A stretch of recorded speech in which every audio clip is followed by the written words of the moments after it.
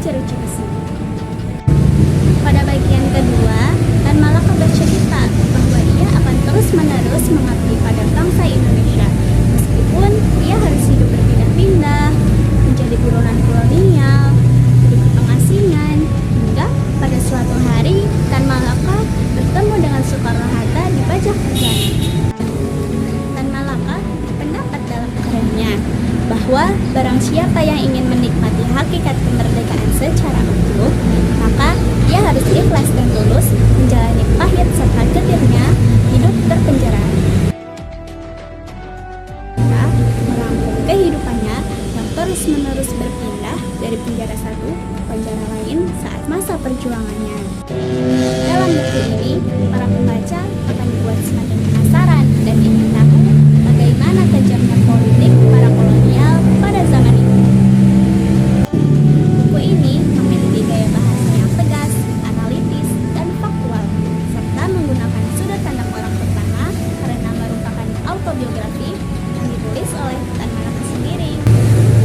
Buku autobiografi Tan Malaka dari penjara ke penjara memiliki kelebihan berupa nilai historis yang tinggi serta wawasan yang luas mengenai perjuangan bangsa, sehingga mampu memberikan pemahaman mendalam mengenai dinamika sosial dan politik pada masa pergerakan kemerdekaan.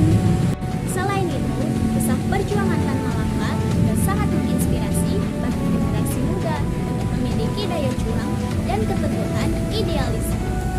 Namun, buku ini juga memiliki beberapa kekurangan, seperti adanya penggunaan istilah bahasa asing yang kurang dipahami, adanya kesalahan penulisan, serta gaya bahasanya yang relatif lama sehingga membuat sulit bagi para pembaca, khususnya pembaca pemula, untuk dapat memahami nilai buku dengan lebih optimal. Dari novel ini, saya belajar bahwa catatan perjuangan yang konsisten menunjukkan seluruh hidupnya diabdikan untuk kemerdekaan Indonesia. Kemerdekaan sejati didapatkan sebuah bangsa dengan penuh pengorbanan. Salah satunya adalah kebebasan pribadi.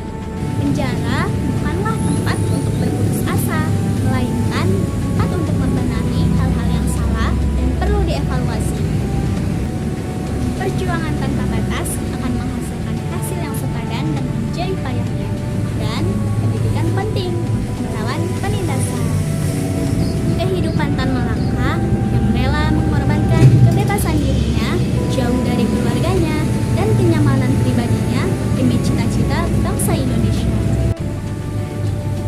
Dari Tan Malaka, kita belajar bahwa kita harus menjadi pribadi yang berjiwa merdeka, teguh pendirian, dan berpikir rasional, mampu melepaskan diri dari belenggu kebodohan, tidak mudah ditipu, serta dapat mencapai 100% derajat kemerdekaan yang sejati dalam segala aspek. Buku ini menegaskan bahwa kemerdekaan sejati bukan hanya sekadar bebas dari penjajahan, tetapi juga terbebas dari politik asing. Buku ini sangat direkomendasikan bagi para pembaca yang berminat terhadap kajian politik. Dengan demikian, resensi buku autobiografi Tan Malaka dari penjara ke penjara. Semoga bermanfaat. Terima kasih. Salam literasi. Assalamualaikum warahmatullahi wabarakatuh.